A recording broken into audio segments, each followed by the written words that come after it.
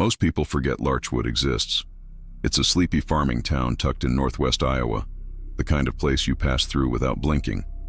But if you stop, if you really stop, you'll notice something strange at the edge of Maple Park. There's a swing. Just one. Old, rusted, hanging from a decaying wooden frame. And it never ever stops moving. Locals call it the Harlan Swing, named after a boy who died in 1974. No one ever officially claimed the story, but every kid growing up in Larchwood has heard it. Don't touch it, don't sit in it, don't be near it when it's dark, because if it stops swinging, he comes back. I moved to Larchwood in 2016. I wasn't a tea chasing ghosts, just rent I could afford and a teaching job that didn't make me hate myself. Small town, clean air, fresh start. The swing, I didn't believe in that crap until I saw it. It was late September, my third week in town. I'd just finished grading papers, couldn't sleep, so I went for a walk. Maple Park was empty, wrapped in fog, the kind of quiet where you hear your own heartbeat. Then I saw it, the swing, moving, back and forth, perfect rhythm, no wind, no noise, just swinging. I froze. Every instinct in me said walk away, but curiosity whispered louder, so I stepped closer. The seat was old wood, chipped and cracked, but not broken. The chains creaked gently like a whisper in your ear. It was hypnotic. And then it stopped, only for a second, and then it jerked violently forward on its own, like something climbed in. I stumbled back, my breath caught, and then I heard it, so faint I almost missed it. A child's voice. "You're not from here." I ran, didn't look back. The next day I asked around. Most people just gave me that tired, wary look small town folks save for outsiders asking about their legends. But one old guy, Larry, he opened up. Larry had been town sheriff for 30 years before retiring. He looked at me long and hard and said, "You saw the swing, huh? You're lucky it didn't stop for longer." I told him it did stop. He went pale. "Listen," he said, "don't talk to anyone about it. Don't go back. That swing's tied to something we don't mess with. Hasn't stopped swinging for 50 years. Not once." He leaned in close. "The last time someone sat in it, we had to bury an empty coffin." That night, I couldn't sleep again. I tried convincing myself it was just the wind, a trick of the mind, maybe someone pulling a prank. So I did what every horror story says you shouldn't do. I went back. This time I brought my phone. I wanted to film it. Proof. The park was dead quiet again, fog thicker, moonlight barely touched the ground. And the swing was moving again, slow and steady. I hit record, stepped closer, watched, and then the screen on my phone glitched, flickered, paused. When I looked up, the swing was still, and I wasn't alone. He was maybe 9 years old, standing on top of the swing's wooden frame, barefoot, pale, wearing shorts and a button-up shirt like something out of the 1970s, and he was just staring at me, head slightly tilted, no expression, no sound, just stillness. Then, in a blink, he was gone. Gone from the top beam, gone from the park. But when I looked back at the swing, it was moving again, slow, back and forth. No wind, no reason, just motion. I checked my phone. The video, gone, like it was never recorded. Just static and black screen when I hit playback. No swing, no boy, no proof. The next day, I skipped school. I needed answers. I drove to the local library, hoping to dig into some archives. Larchwood might be a blip on the map, but small towns love to keep their old records, especially the ugly ones. I started searching by year, 1974, the supposed year of Harlan's death. Didn't take long. Harlan J. Tessler, age 9, drowned. Accidental death, body never recovered. Location, Maple Park, last seen, on the swings. My stomach dropped. It wasn't a ghost story. It was a death certificate. Later that night, I tried to sleep. I couldn't. Every time I blinked, I saw the swing, swaying, calling. I dreamed I was sitting in it, but I couldn't move, couldn't speak. I could only hear one thing. Push me. I woke up to find muddy footprints on my porch, small, barefoot, leading straight to my front door. Then stopping. I checked the cameras I'd installed last year. The feed from 3:14 a.m. Static. Exactly like my phone. I drove to Larry's house the next morning, banged on the door like a lunatic. When he opened, I didn't even wait. "Tell me the truth." He stared at me, then sighed. "Come inside." His house was cluttered but cozy. There was a picture on the mantel. A little boy, smiling, same age as Harlan. I froze. "Is that?" He nodded. "That's my brother. Disappeared in 1974. They never found him. But I know where he went." I sat down. He poured me black coffee and started talking. "That swing's been cursed since the town was founded. Back then it was a tree with a rope, then it became a proper swing. But the spirit, whatever it is, never left." He looked me in the eyes. "It takes children, and it leaves a mark." I asked what kind of mark. He rolled up his sleeve. A scar ran from his wrist to his elbow, thin, pale, like an old burn. I sat in it once, in '82. I was drunk. It whispered to me, told me things I couldn't forget. I woke up 2 miles from the park with this on my arm and blood on my shoes. I asked why he hadn't destroyed it. He just shook his head. "Can't. Town tried. They tore it down in '89. It was back the next week. Same wood, same chains, same spot. They built a fence. Fence disappeared. Now we just live with it. Pretend it's not there. Hope it doesn't pick someone new." And me, I'd already been picked. That night I stayed home. Locked doors, boarded windows, didn't matter. At exactly 3:14 a.m., my bedroom door creaked open, and I saw a shadow walk past the end of my bed. Small, barefoot. I didn't sleep after that. I started seeing him in daylight.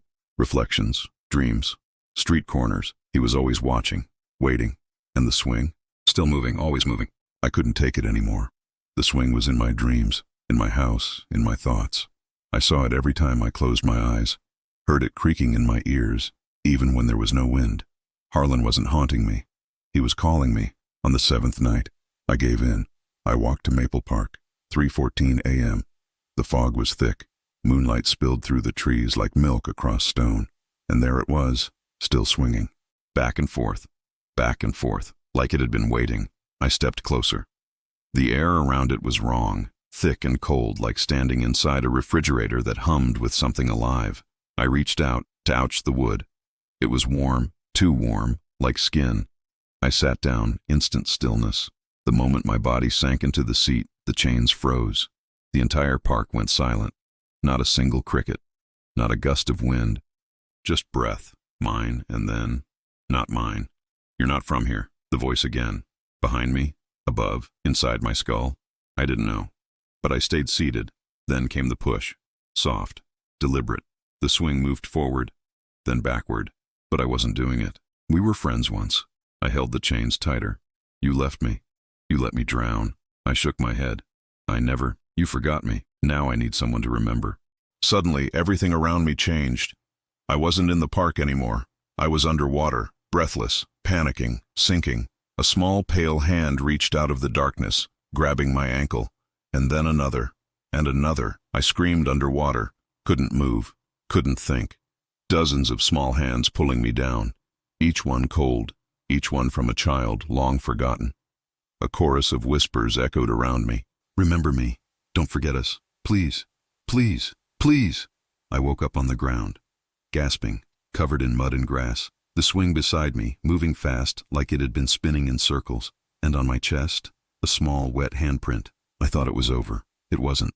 I couldn't leave town, literally. Every time I tried to drive away, the roads looped back. Gas stations wouldn't work. Phones had no signal.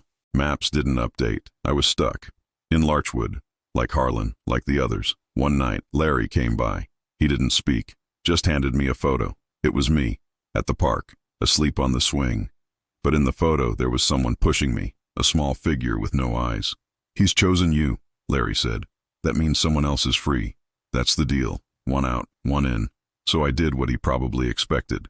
I stopped fighting it. Every night I go to the swing. Every night I sit. And every night I hear new voices. Some are children.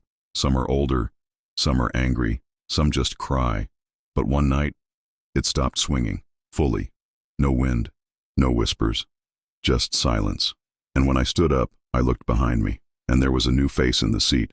He looked scared, confused, out of place, just like I had been. "Hey," he asked, "do you know what time it is?"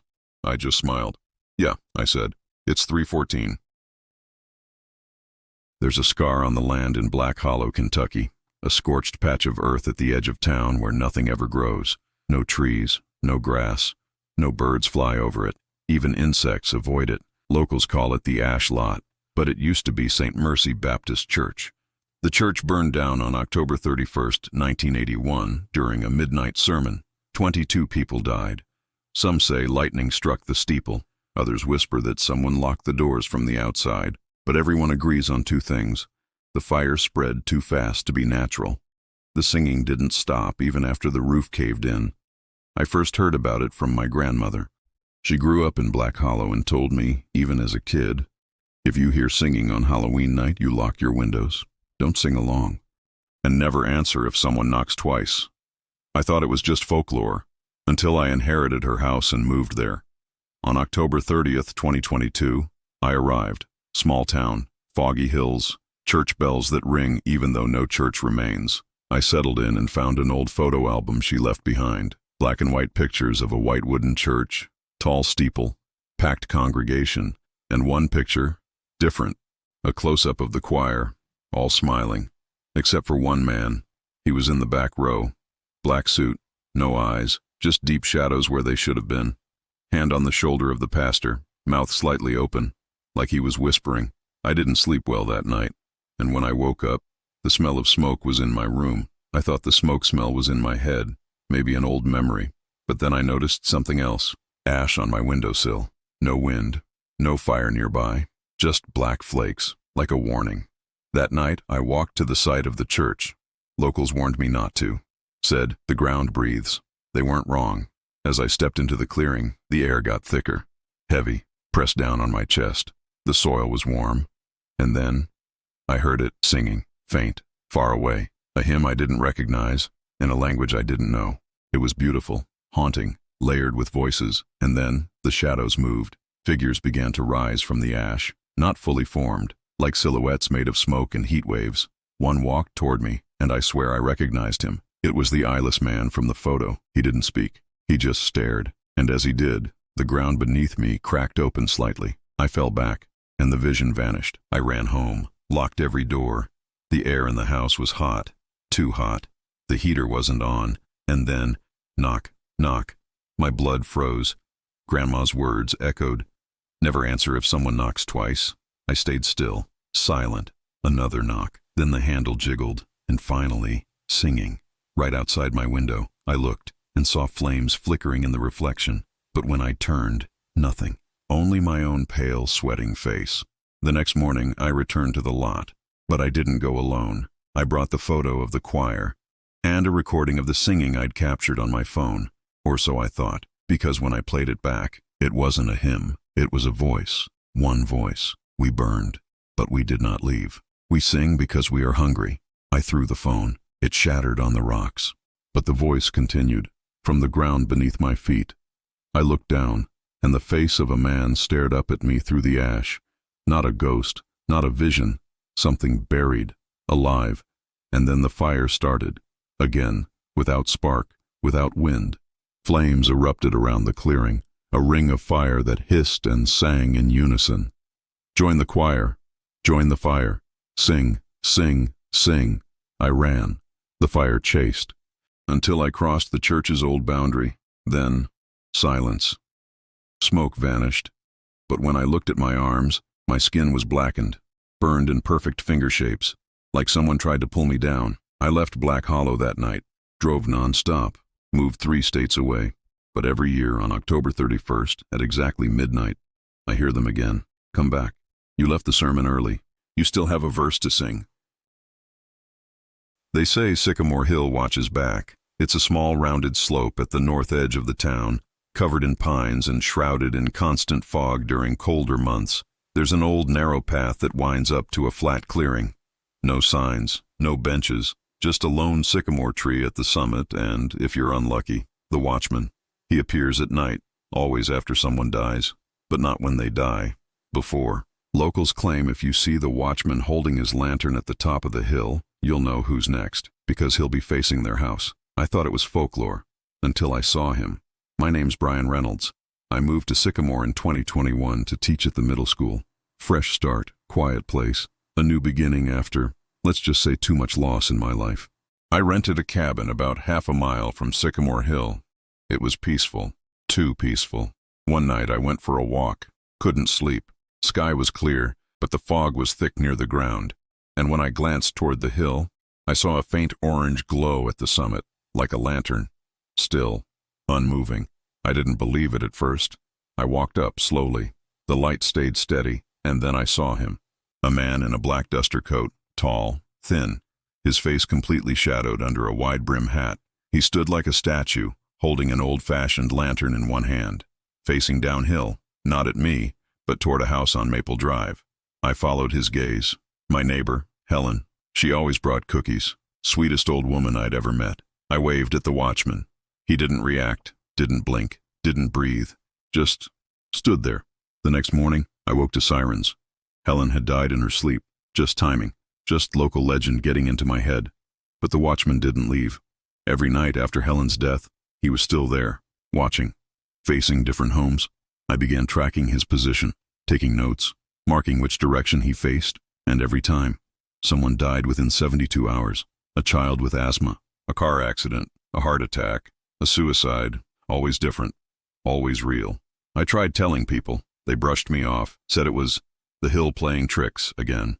But one man listened, Sheriff Donald Keene, an old-timer, weathered voice, always chewing toothpicks. He pulled me aside and said, "We don't talk about the watchman. Talking makes him listen. Listening makes him choose." I asked what that meant. He just said, "Don't go back up that hill. And if he ever turns around, run."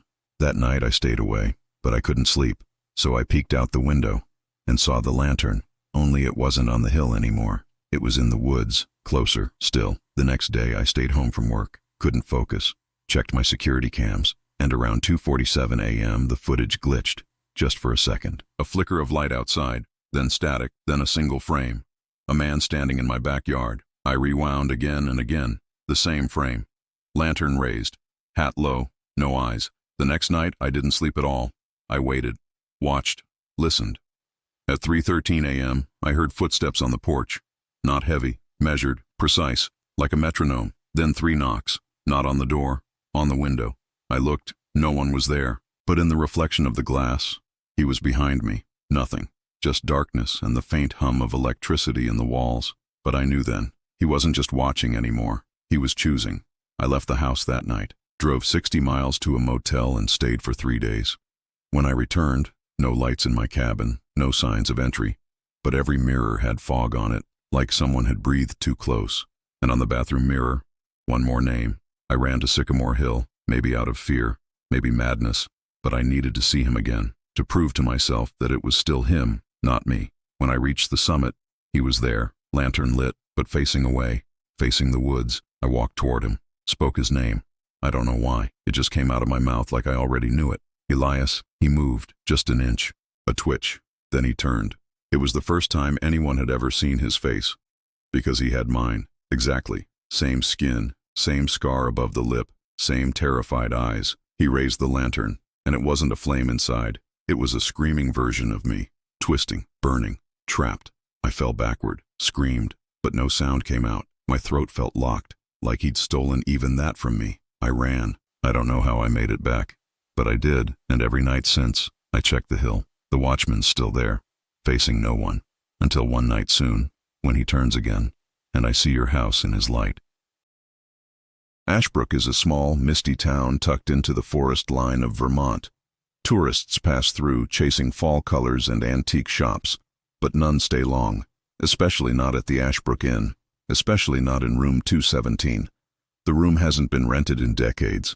Locals say the mirror won't let it rest. I didn't believe it. I'm a travel writer. I've stayed in places way creepier than some dusty New England inn. But when I got the invitation, a letter from the owner himself, I was intrigued. "We're reopening soon," the letter said, "and we'd like someone to document the restoration of room 217. Stay one night, on us." I arrived in late October. The Ashbrook Inn was beautiful in a decaying kind of way. Peeling wallpaper, soft creaking wood, the smell of lavender and dust. No other guests, just me and the old man who ran it. Mr. Barlow, he gave me one warning. Don't look into the mirror for more than a few seconds. And if you do, don't blink. He smiled after saying it, like it was a joke, but his eyes didn't match the smile. Room 217 was on the 3rd floor. Small, cozy, one window, one bed, and the mirror, tall, ornate, standing opposite the bed. Frame carved with roses and open mouths. I unpacked, took notes, recorded the creaking in the walls, the rhythm of the wind through the cracks. Everything seemed normal, until night fell. I brushed my teeth, walked toward the bed, then froze, because the reflection wasn't right, but the reflection moved, slightly, like the head turned a few degrees. A twitch of the hand. I blinked, and the reflection blinked a second late. I laughed nervously, told myself it was a trick of the lighting. I turned off the lamp, climbed into bed, faced away from the mirror, but I couldn't sleep. There was a sound, a tapping, like nails on glass, slow, deliberate. I turned on the light, sat up. The mirror was fogged, as if someone breathed on it from the inside, and in the center was a handprint, small, feminine, pressed from the other side. I walked over, heart hammering, wiped the glass. Nothing there, but just as I turned away, a woman's face appeared behind me. I screamed, turned. No one. The room was empty. The mirror, still, normal. I ran downstairs. Barlow was at the front desk. He didn't flinch when he saw me, didn't even ask why I was shaking. He just said, "You saw her." I nodded slowly. "Who is she?" Barlow looked up the stairs. Her name was Rose. She stayed here in 1953. Newlywed. Her husband left in the middle of the night. She never left the room. They found her inside the mirror, not in front of it. Inside. I laughed. He didn't. "You have to finish the night," he said. "If you leave now, she follows." Not because I wanted to, because I had to, and because a part of me was starting to believe she wanted me there. The mirror was darker now, not reflective, like it was holding something back, or preparing to let something out. At midnight the tapping returned. Faster this time, then scratching, then whispering. "Let me out. Trade places. Just blink." I stood in front of the mirror, looked into it, held my breath, and waited. The woman appeared again, closer. Her skin was pale, almost gray, hair black and wet, eyes wide and unnatural. She pressed her hand to the glass. I mimicked her, and for a second, I felt it. Cold, wet, skin, not glass. She smiled, then frowned. Then screamed, mouth stretching wider than humanly possible. The lights exploded. Mirror shattered. I fell backward, glass everywhere. When I woke up it was morning. No blood, no woman, but the mirror, whole, untouched. And I was no longer in the reflection. Now when people stay in room 217, they see me, staring, waiting, tapping. "Don't blink." They say that if you walk the woods outside Granger's Hollow at midnight, you might see it, a door, standing upright, not attached to any wall, not leaning on any tree, just there alone. And if it's facing toward you, you're safe. If it's turned away, it's already too late. I first heard the legend during a fall bonfire at Granger's High School. Teenagers laughing, telling stories. But the moment someone mentioned the door, the tone changed. People went silent, even the teachers. One kid, Blake, leaned in and whispered, "It took my cousin last year. He followed it into the fog and never came back." I laughed, naturally. Who wouldn't? But I'm not from Granger's Hollow. I was sent there for 6 months to help restructure the failing public library. I lived alone in a rental cabin on the edge of the woods, the same woods where the door is said to appear. That night, out of pure stupidity, or curiosity, I walked into the woods. It was 11:59 p.m., and fog had begun to roll in like steam. I had just turned to head back when I saw it, a wooden door, old, splintered, standing perfectly upright between 2 trees. My heart jumped, because it was facing me. Didn't creak, didn't glow, just stood there in total silence. I took a photo with my phone. Nothing showed up, just fog. I walked around it, slowly. The door didn't cast a shadow. And on the backside, scratches, hundreds, no, thousands of them. Some shallow, some deep enough to splinter the wood, as if something had been trying to claw its way out. Then I saw the doorknob turn, only slightly, just a twitch, but enough to send a chill down my spine. I ran back to the cabin, locked every door, every window, but sleep never came. I kept picturing that doorknob, moving. The next night I stayed in, but at exactly 12:01 a.m., I heard a knock, Not at my door, not at the window, but behind the bookshelf in the living room. I pressed my ear to the wall. Silence. Then, 3 slow scratches. The bookshelf began to rattle. Dust fell from the top, and for a moment, I swear, I saw a door's outline forming on the wall. Not to see the door, but to see if it was still facing me. It wasn't. It had turned. Its back now toward the trail. I circled it again. And on the back, among the thousands of claw marks, one was fresh, and beneath it, carved deep, "Let me out," or "Take my place." I touched the wood, and it was warm, like skin, like something alive. I heard my name, whispered, from behind the door, over and over. "Come closer, it hurts. Please." I backed away, but the fog grew thicker, so thick I could barely see my hand. Then, footsteps, not mine, not running, just approaching, measured, getting closer. I turned to leave, but the door was in front of me again, this time, open. Inside, nothing but blackness, deafening silence. Then, a second me stepped out. Same face, same clothes, same fear in the eyes. But its eyes were black. It smiled, reached out, and grabbed my arm. I woke up in my cabin floor, breathing hard, sunlight pouring through the window. The forest was silent, but when I checked the back wall of my cabin, the outline of a door was now burned into the wood. And sometimes at night, it opens. One of us is already inside. Which one are you listening to? Marrow Creek is barely on the map. Just one gas station, a church, and a handful of scattered cabins. The kind of place where secrets go to freeze. And one of those secrets walks through the trees when the snow falls silent. Locals call it the thing that walks like a man, because it looks like us. From a distance. My name's Connor Dawes. I was a wildlife biologist with the Fish and Game Department when I got sent to Marrow Creek back in 2016. The job was simple: investigate a spike in missing pets, deer carcasses, and a few strange tracks near residential properties. They thought it was a mountain lion. They were wrong. I arrived mid-January. Thick snow covered everything. First thing I noticed, the silence. No birds. No wind. Even the trees didn't creak. That night I went to check one of the properties near the woods. Dog had gone missing. Big one. Husky. Owner said it vanished without a trace. No sounds. Just tracks leading to the tree line.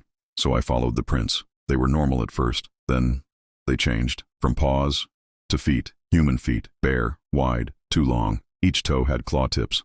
And then they just stopped. Right in the middle of a frozen clearing, as if whatever it was vanished into thin air. That's when I heard it. A low growl. Not from in front of me. From behind. I turned fast. Nothing. Just the trail behind me and fog creeping through the trees. I was alone, or so I thought. I returned the next morning to mark the area. What I found sent chills down my spine. My boot prints were still there, but around them were circles. Perfect, symmetrical footprints walking around me, human-like. Except they were barefoot, in negative 10-degree weather, and there were no exit prints, only entrance. That night, the howling started. Not wolves. Something deeper, a layered sound, like a man screaming into a cave. I recorded it on my phone. The waveform looked distorted, like static had a voice. I took the tape to Marla, the sheriff. She just looked at me and said, "You should leave, before it learns your shape." I didn't understand what she meant, until I checked my trail cams. Footage from 2:38 a.m., a tall figure walking upright, naked, but its limbs were too long, head tilted at an unnatural angle. Its skin looked like it was stretching to hold something inside. Then, it turned toward the camera and smiled. The face was mine. I destroyed the tape, burned it, but it didn't matter. I was already marked. Every night after that, the thing got closer. I'd hear my own voice calling from outside. "Connor, help, Connor." It's cold. Sometimes laughing, sometimes weeping. Sheriff Marla came to my cabin 2 days later. She brought a shotgun and salt. Told me to line every window and doorway with it. "It's not just some animal," she said. "It's a hollow walker, born from places no light reaches. They don't kill outright, they copy. And when they wear your face long enough, they become you." That night was the last. I felt it watching through the window, just past the frost, wearing my body like a suit, tapping the glass, smiling. At 3:14 a.m., I blinked, just once. When I opened my eyes, it was inside. I ran, out the back, into the snow, barefoot. I didn't care. I didn't stop until I reached the church. I pounded on the door until the priest let me in. But when he looked at me, he stepped back, whispered, "Connor." But you just left. That was 3 years ago. I live far from Marrow Creek now. Never use my real name. Never go near mirrors, because sometimes, when I catch my reflection just right, it smiles before I do. There's an old school on the edge of Wexley Ridge, burned out, overgrown, forgotten. But if you walk by at dusk, when the wind picks up, you might hear it. A children's song, soft and slow. Turn around, don't make a sound. Hide your eyes and kneel down. Count to 10 and don't you peek, or the tall boy comes to seek. Locals call it the playground song, and they don't let their kids near the ruins of Wexley Elementary. I learned about it the hard way. My name's Cora. I'm a documentarian. I make short films about small-town folklore. Wexley Ridge popped up in a forgotten Reddit thread titled, "Cursed Towns the Internet Won't You Talk About." I was hooked immediately. The town barely had 300 people. When I asked about the school, they clammed up. Only one person spoke to me. Old Mr. T-Bolt, former custodian. He stared at me for a long time and finally whispered, "The fire wasn't an accident. It started in room 6. That's where they played it. The song, the one that calls him." I asked who him was. He just closed his eyes and muttered the words, "Don't you peek." I visited the ruins the next day. Brick walls blackened by soot. Playground rusted and bent like someone twisted the metal by hand. Room 6 was still standing, mostly. The door was half burned. Inside, tiny desks sat frozen in time. On the chalkboard, barely visible, was the start of the rhyme. I set up my camera, hit record, and waited. Wind moved through the trees, creaked the swings. And then, I heard humming, from behind me. "Turn around, don't make a sound." I froze. The air got cold, the kind of cold that presses into your spine. I turned the camera toward the hallway. No one. But on the video playback, a shadow moved. Tall, slender, crawling across the far wall like it was stretched thin. I went back to my motel, started researching. I found a news clipping from 1965, 7 children dead in school blaze, fire believed to have started during unsupervised game. Witnesses claimed children were singing moments before. Song lyrics not released to the public. The article was pulled offline 2 days later. That night, I heard knocking on my motel wall, but no one was staying in the room next door. And when I checked my camera files, the footage of the shadow was gone, replaced by static, except there was audio, just breathing, heavy, close. I returned to the school one last time. I had to. I brought holy water, salt, a recorder. I wasn't trying to disprove anything anymore. I just wanted to see what was real. In room 6, I played back the audio. The breathing echoed through the room, and slowly, the chalkboard began to bleed. Not red, black, ink. It formed the words, "Do you want to play?" I backed away, and then I saw him, the tall boy, 7 feet tall, thin as a scarecrow, dressed like a child from the 50s. Suspenders, paperboy cap, white shirt too small for his limbs. His face was featureless, just smooth, pale skin, no eyes, no mouth. But I heard him laugh, inside my head, like a child and a demon at the same time. I ran, didn't even grab my camera, but when I reached my car, the keys were gone. On the windshield, written in ash, "You peeked." I left Arkansas the next morning. I haven't spoken about Wexley Ridge on film. I never uploaded the footage, because I still hear the song sometimes, soft, underneath white noise, underneath my thoughts. Turn around, don't make a sound. And when I do, I never ever look behind me.